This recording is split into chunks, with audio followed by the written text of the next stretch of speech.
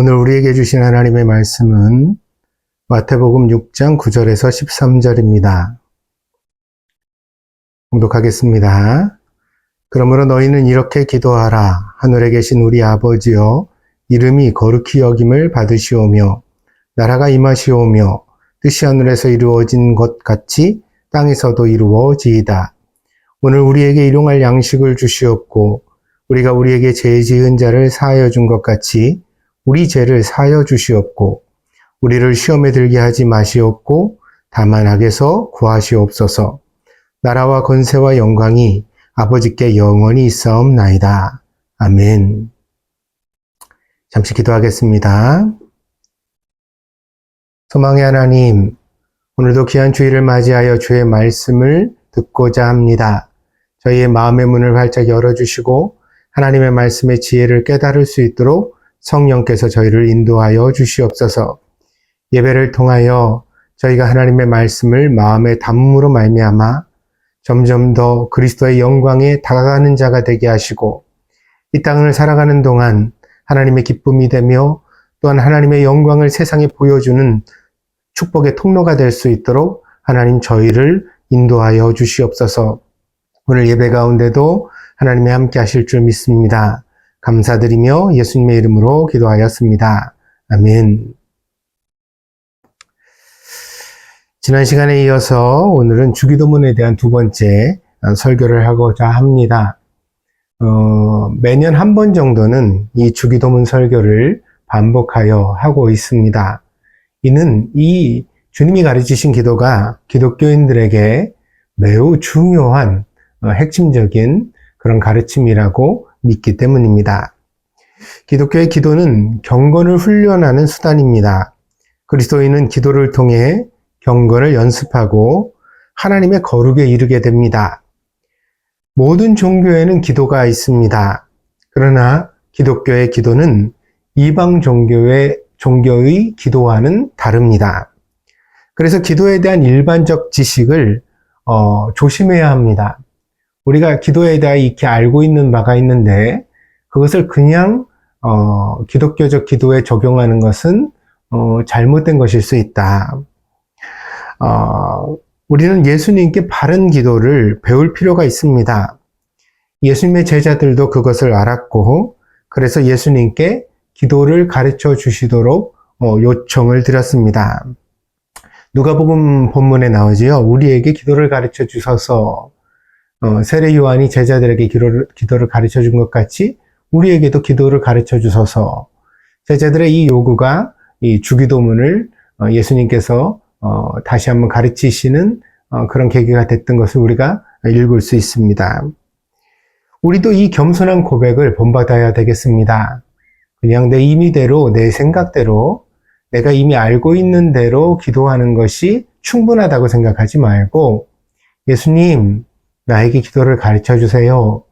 하나님이 원하시는 기도, 또 하나님과 잘 소통할 수 있는 기도를 어떻게 드려야 하는지 예수님 나에게 가르쳐 주세요. 오늘 그런 마음으로 이 설교를 함께 들었으면 합니다. 예수님은 제자들에게 기도를 가르쳐 주셨습니다. 그 기도를 우리가 주기도문이라고 부릅니다. 풀어 설명하면 예수님이 가르쳐 주신 기도다. 이렇게 말할 수 있겠습니다. 이 기도는 기독교 역사에서 가장 중요한 기도입니다.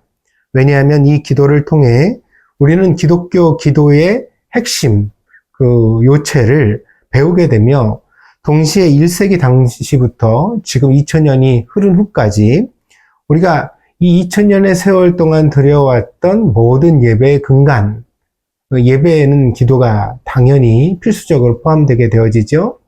근데 그 예배 기도에 있어서도 가장 모범으로 삼았던 기도가 주기도문이라는 거죠.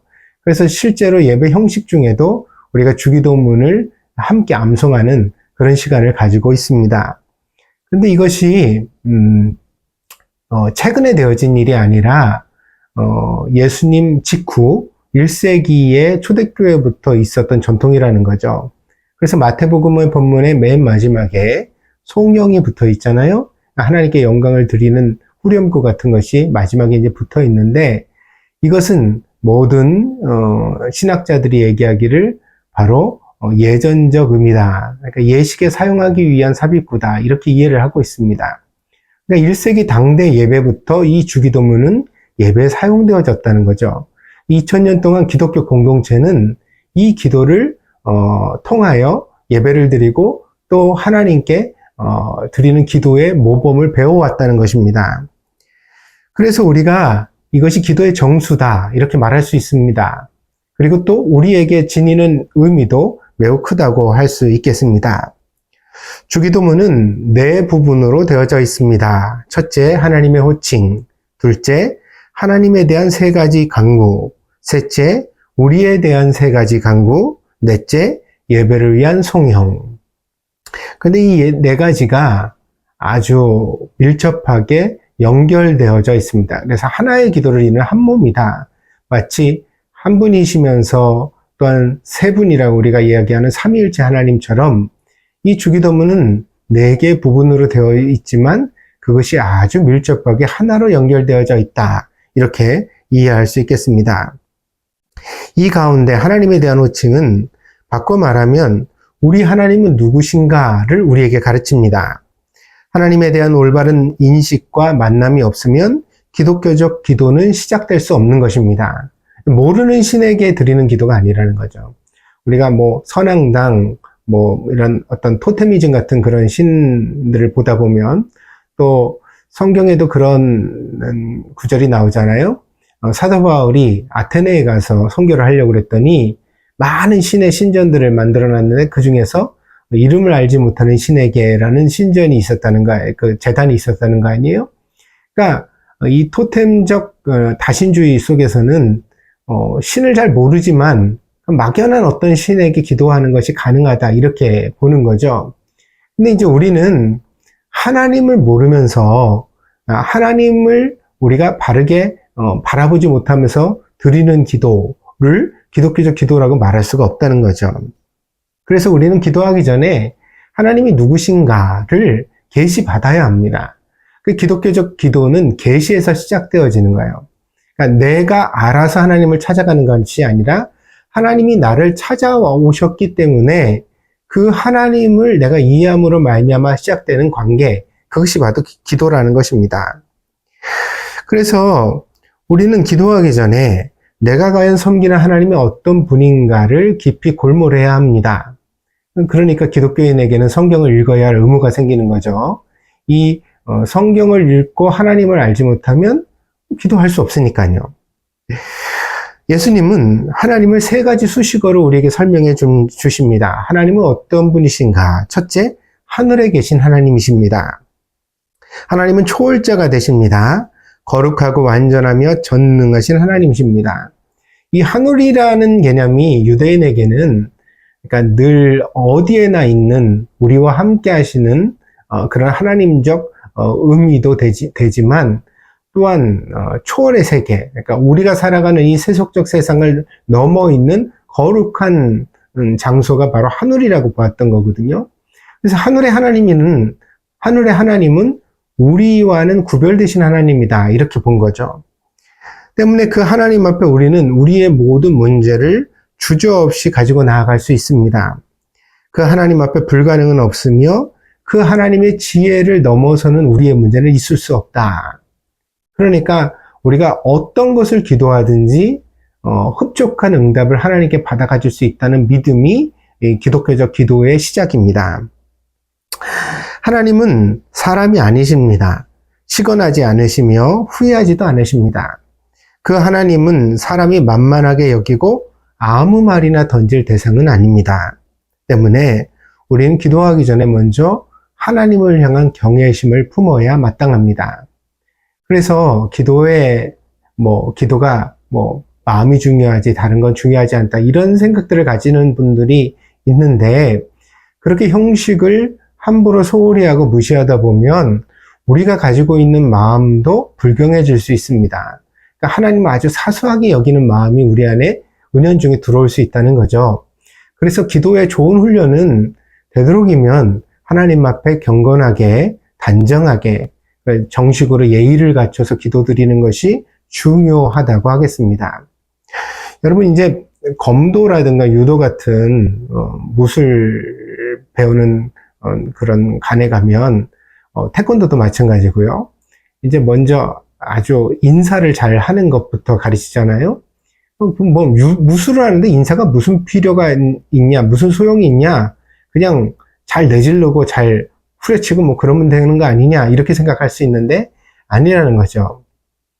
이제 무술이라는 것은 사람을 다치게 할 수 있는 기술이기 때문에 정신을 바짝 차려야 되고 삼가해야 합니다. 내가 아무리 힘이 있다고 해서 함부로 남에게 그 힘을 쓰면 무술을 하는 의미가 없는 거죠. 그런 의미에서 이제 그 무술 도관에 들어가는 순간 인사를 하는 것부터가 사람에게 어떤 긴장감을 불러일으키고 자기 마음 자세를 달리하는 거죠. 그것은 사고가 나지 않게 만드는 그런 배려이기도 합니다. 마찬가지로 우리가 하나님 앞에 기도를 드릴 때도 너무 편안하게 그 친구에게도 그렇게 하지 않을 만한 태도를 하나님한테 하면서 하나님 우리 아버지시니까 뭐 당연히 그럴 수 있다 이렇게 생각하는 분들도 있거든요. 그렇지만은 않다는 거예요. 그렇게 하다 보면 어느샌가 하나님의 뜻보다 내 뜻을 앞세우고 내가 주장하는 기도를 하기 쉽다는 거죠. 그러니까 기도를 드릴 때 하나님 앞에 먼저 나를 굴복시키는 마음이 필요하고 그러기 위하여서는 경외심을 확인할 필요가 있다. 그래서 또 자세도 단정히 하고 언어도 공손하게 쓰고 그러면서 하나님 앞에 좀 이렇게 기도를 할 때도 정제된 언어로 내 안에 좀 곱씹어 생각해서 깊은 말을 뱉으려고 노력하는 기도가 필요하다. 이렇게 말씀드릴 수 있겠습니다. 두 번째로 하나님은 우리 하나님이십니다. 기독교적 구원은 개인적인 것이면서 동시에 공동체적인 것입니다. 아무도 나의 고백을 대신할 수 없다는 점에서 개인적이지만 나 혼자 구원받는 것이 결코 아니라 하나님께서는 우리를 같이 구원하기를 원하신다. 그것이 성경의 메시지라는 거죠. 그래서 하나님은 나를 사랑하시지만 나를 통하여 다른 형제를 사랑하시기도 하고 또 다른 형제를 통하여 나를 사랑하시기도 합니다. 그것이 사랑의 하나님이라는 이름의 말씀의 의미이기도 합니다. 그래서 기독교 기도는 중보라는 모범을 따르고 있습니다. 내가 중심이 되는 이기심의 기도에서 벗어나서 우리를 생각하는 헌신과 사랑의 기도를 드리고자 하는 것. 하나님 앞에 기도할 때는 어떤 마음으로 기도해야 된다고요? 사랑으로 기도해야 된다. 우리 하나님이 되시기 때문이라는 거예요. 사랑하는 마음이 없으면 우리라는 공동체를 마음에 품지 않으면 기독교적 기도에 입문 들어갈 수도 없다. 그 문턱을 넘을 수가 없다. 그것이 이제 이 주기도문에 나타난 하나님에 대한 호칭이 우리에게 보여주는 가르침입니다. 세 번째로 하나님은 아버지 하나님이십니다. 이 호칭이 하나님에 대한 가장 강력하고 중요한 호칭입니다. 그래서 마태복음은 이 세 가지 수식어로 하나님을 드러냈지만 누가복음의 본문에는 오직 하나님을 아버지여라고 한 단어로 압축하여 부르고 있습니다. 여기서 아버지는 어린아이를 사랑하는 친근한 아버지입니다. 제가 지난 시간에 파테르라는 헬라어를 설명드리면서 이것이 이제 성경에 나와 있는 아바라는 단어와 비슷하다. 그것은 코인의 헬라어에서 어린아이가 친근한 아버지를 부르는 호칭이었다. 이렇게 설명을 드렸습니다. 하나님은 친근한 분이며 우리의 모든 부족과 약함을 다 알고 이해해 주시는 분이라는 것입니다. 그래서 주기도문의 호칭은 그러니까 하늘에 계신 우리 아버지여라는 이 하나님에 대한 호칭은 우리에게 하나님에 대한 깊은 이해를 가르쳐주고 있습니다. 여기서 우리는 신앙의 긴장과 균형을 발견할 수도 있습니다. 그러니까 하늘에 계신 하나님은 세속과 떨어져서 인간의 손이 닿지 않는 경외받아 마땅한 하나님, 우리가 두렵고 떨림으로 대해야 하는 창조주 하나님을 말하고 있죠. 근데 이제 아버지 하나님은 너무나 친근해서 우리의 모든 약함을 안아주시는 하나님을 나타내고 있다는 거예요. 그러니까 친근한 하나님을 말하는 게 친구 같은 하나님 또는 아버지 하나님이라고 말하는 게 틀렸다는 말은 아닙니다. 그러나 틀린 것은 아니지만 그것만으로 충분한 것은 아니다. 하나님은 가까운 분이기도 하지만 어려운 분이기도 하다. 어렵게만 생각하는 것도 틀렸고, 예전에 이제 나이 많이 드신 분들은 하나님을 이렇게 어렵게 생각하는 부분만을 가지고 있거든요. 이것도 이제 반쪽짜리고, 이 주기도문의 하나님에 대한 가르침에 다가가지 못한 거죠. 또 근데 오늘날 현대에는 하나님을 너무 가깝게 여긴 나머지 버릇없어 보이는 부분도 있다는 거죠. 근데 이것도 좋은 하나님에 대한 이해는 아니라는 거예요. 하나님은 어떤 하나님이냐? 하늘에 계신 우리 아버지 하나님이시다는 거죠. 이 균형을 갖춰야 된다. 이 균형을 통하여서 하나님을 바라봐야 된다는 것입니다. 또한 우리 하나님은 이후로 나오는 모든 주기도문의 간구의 그 바탕이 되어지는 문장입니다. 우리라는 것이요. 왜 그런지 이제 또 설명을 드리겠습니다. 제가 일단은 간구를 두 부분으로 나눴는데 하나님에 대한 간구 세 가지, 우리에 대한 간구 세 가지 이렇게 나눴잖아요. 그러니까 이제 후반부에 우리에 대한 간구 이렇게 말할 때 여기 이미 우리가 들어가 있죠. 근데 이제 하나님에 대한 간구를 말할 때도 역시 우리가 들어가 있습니다. 그래서 하나님이 우리 하나님이다. 공동체의 하나님이다. 신앙의 공동체, 특히 교회의 하나님이라는 이 예수님의 가르침은 이 주기도문 전반의 바탕이 되어집니다. 자, 그러면 이제 간구의 본문으로 들어가 보겠습니다. 하나님에 대한 간구가 이후로 세 가지 나옵니다. 첫째, 이름이 거룩히 여김을 받으시오며, 그 다음에 두 번째, 나라가 임하옵시며, 세 번째, 뜻이 하늘에서 이룬 것 같이 땅에서도 이루어지이다. 이 세 가지를 하나님에 대한 세 가지 간구라고 말합니다. 기도는 사람이 하나님께 도우심을 구하는 것입니다. 그런데 오늘 이 기도는 하나님을 위한 기도입니다. 여기 놀라운 신앙의 비밀이 담겨져 있습니다. 그것은 하나님께서 사람에게, 특히 구원받은 성도, 그러니까 하나님을 아버지라고 호칭할 수 있는 신앙의 사람들을 향하여서 특별한 은혜를 주셨다는 거죠. 그 은혜는 우리가 하나님께 뭔가를 이바지할 수 있는, 하나님의 기쁨이 되고 하나님의 영광이 되고 하나님의 뜻을 이루어드리는 통로가 될 수 있는 은혜를 우리에게 주셨다는 것입니다. 그 능력과 지혜를 우리에게 하나님이 허락하신 것입니다. 때문에 이 세 가지 기도의 이면에는 생략된 주체가 있습니다. 그 주체가 바로 주기도문의 바탕이 되어지는 단어 우리입니다.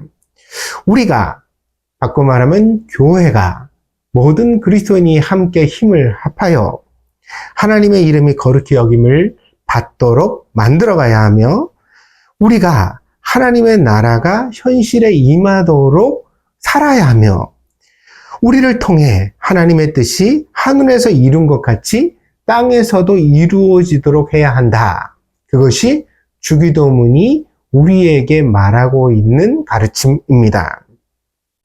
하나님이 사람을 창조하셨습니다. 그렇다면 사람을 창조하신 목적은 무엇입니까?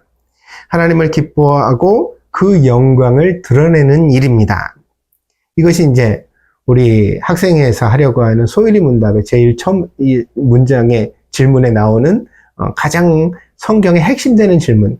제1문이라는 것은요, 그냥 순서를 매기다가 우연히 1번이 된 게 아니라 성경의 모든 가르침 중에서 가장 이제 중요한 게 뭐냐라고 정리를 했을 때 이 소일이 문답이, 그것은 사람이 하나님의 영광을 위하여 창조되었고 하나님의 기쁨을 누리면서 또 그 기쁨을 드리면서 살아가는 삶이다 라고 설명하고 있는 거거든요.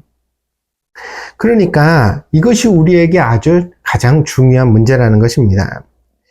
우리의 현실은 수많은 문제들을 가지고 있습니다. 그러나 그 모든 문제의 해결보다 우선되어야 할 것은 우리가 왜 세상에 태어났는가, 하나님이 나를 왜 만드셨는가 라는 근본적인 질문에 대한 대답입니다.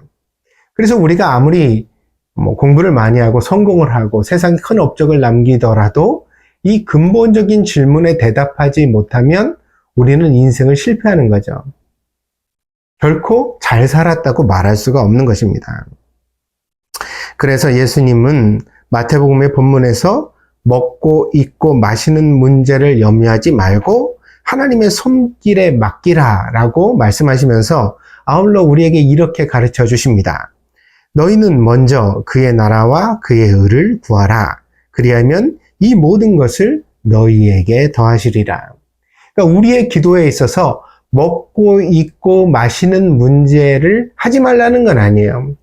그냥 그건 나중에 할 것이고 먼저 구할 것이 있다는 거죠. 그게 뭐예요? 그의 나라와 그의 의죠. 그것이 주기도문에는 하나님을 위한 세 가지 기도로 나타나고 있는 거예요. 우리가 세상에 왜 사냐? 많이 오래 사는 것보다 더 중요한 게 뭐냐? 목적에 부합하게 사는 거죠. 의미 있게 사는 것입니다. 하나님의 이름은 하나님의 성품과 인격을 담고 있습니다. 여호와 이레 준비하신 하나님, 철저하게 준비하시고 이렇게 성실하신 하나님이라는 거죠. 여호와 니시, 그럼 승리 하나님, 하나님은 어떤 것도 그 영광을 포기하지 아니하고 마침내 목적을 이루시는 하나님이다. 이런 하나님의 성품 그리고 하나님의 인격을 담아내는 것이 하나님의 이름입니다. 그래서 이름이 거룩히 여김을 받는다는 말은 하나님의 이름을 망령되이 일컫지 말라는 유대인의 전통 10계명의 계명을 훨씬 더 뛰어넘는 가르침입니다.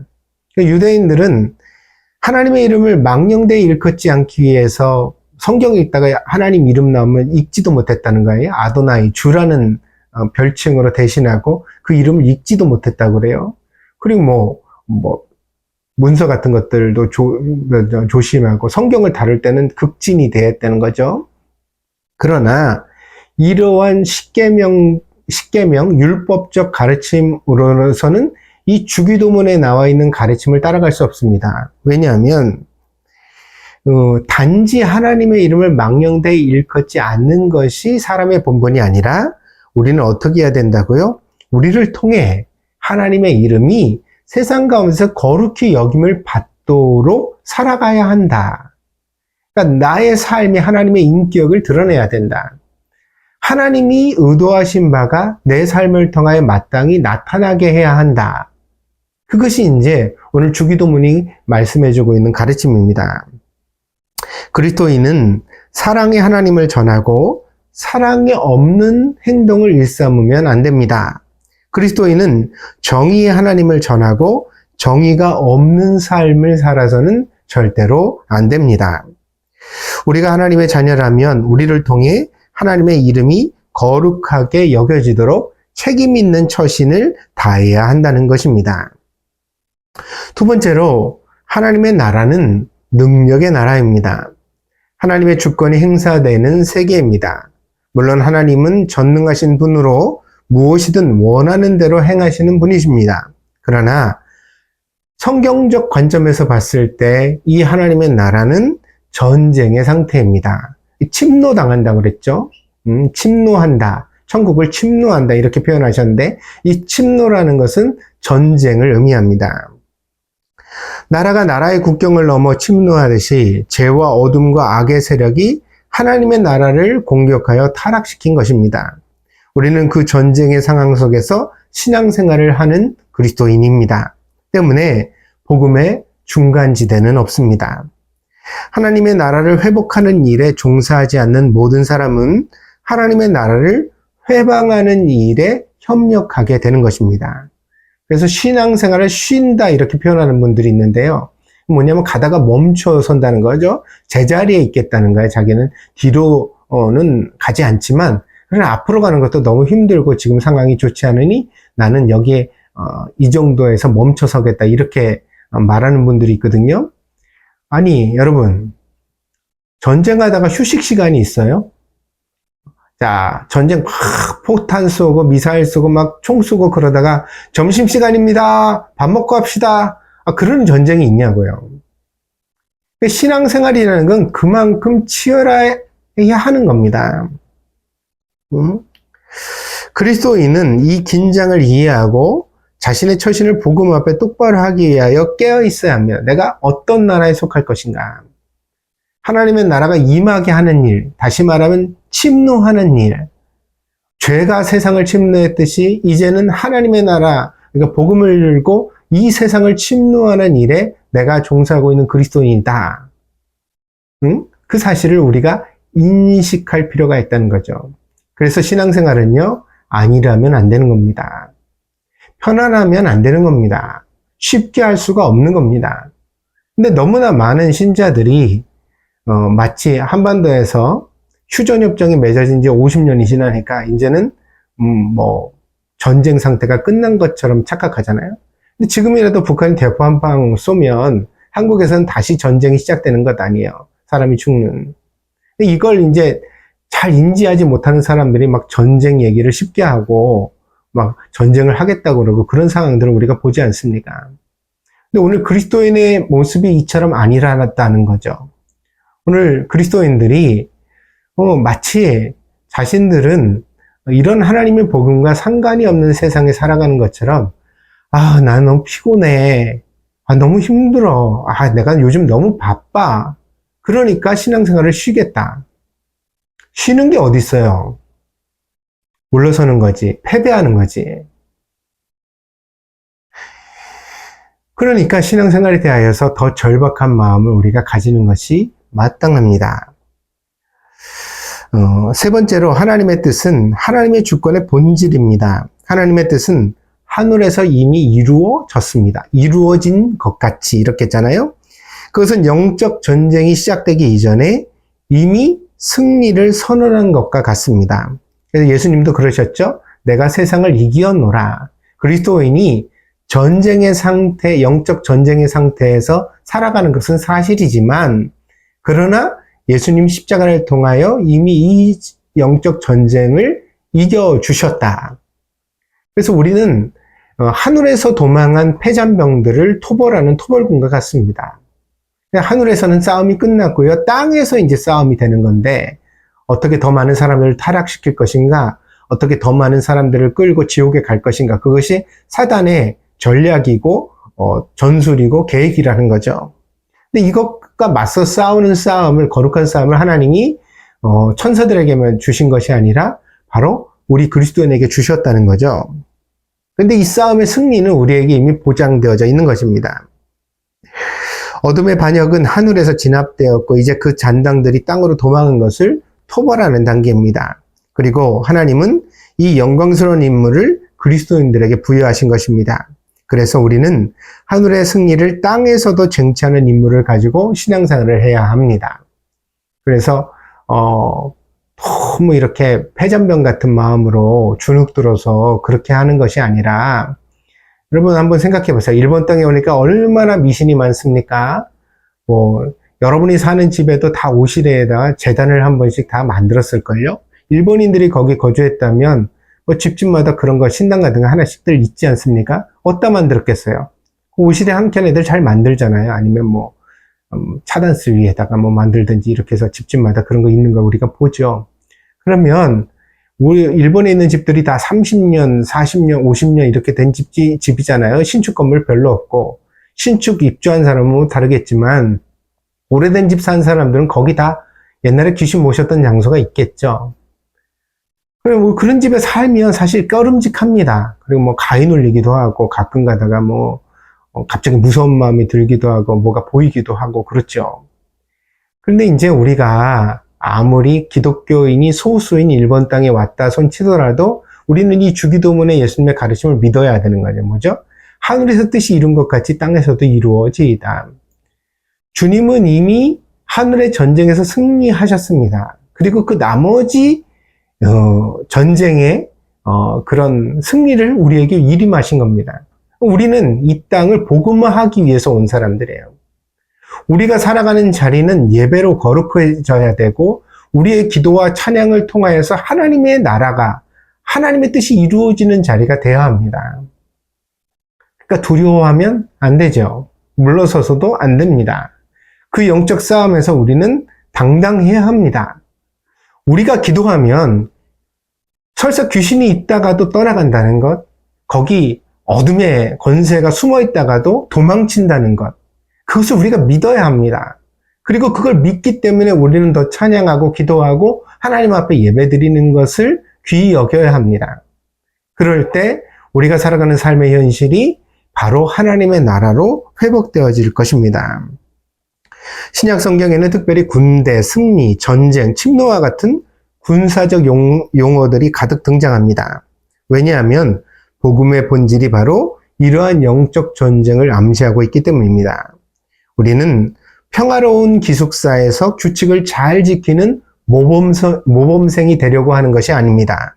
우리는 치열한 영적 전투의 전장에서 승리를 쟁취하기 위하여 싸우는 군사들이 되어야 하는 것입니다. 때문에 기독교의 기도는 안일한 주문이 아닙니다.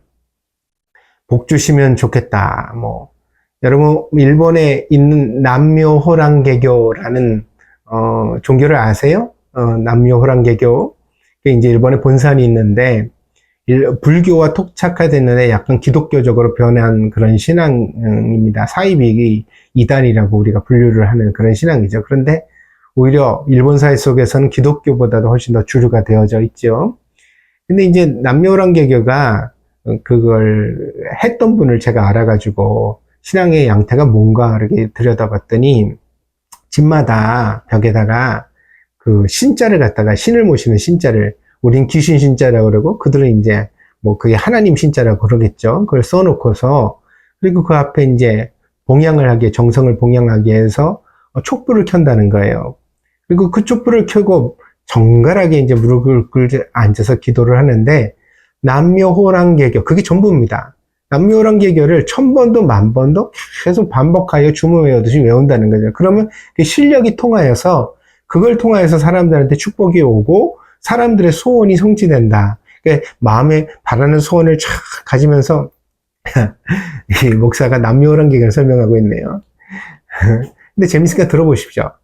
그걸 막 이제 주문을 남묘호랑개교를 1000번 10,000번을 외우면 1000번에 한 번인가 10,000번에 한 번인가 자기가 기도하는 소원이 한 가지씩 이루어진다. 이런 가르침을 들어왔다는 거예요. 근데 이제 기독교적 기도도 이렇게 여기는 사람들이 간혹 있습니다. 그래서 막 길게 기도하는데 맨날 같은 기도하고, 그죠? 하나님하고 씨름하듯이 기도하고. 아니, 그게 어떤 문제는 우리가 포기할 수 없어 정말 하나님과 씨름해야 되는 기도가 있습니다. 죽을 병에 걸렸다든가, 자식을 위한 기도라든가, 이런 것도 우리가 너무 애절하니까 매달릴 수 있죠.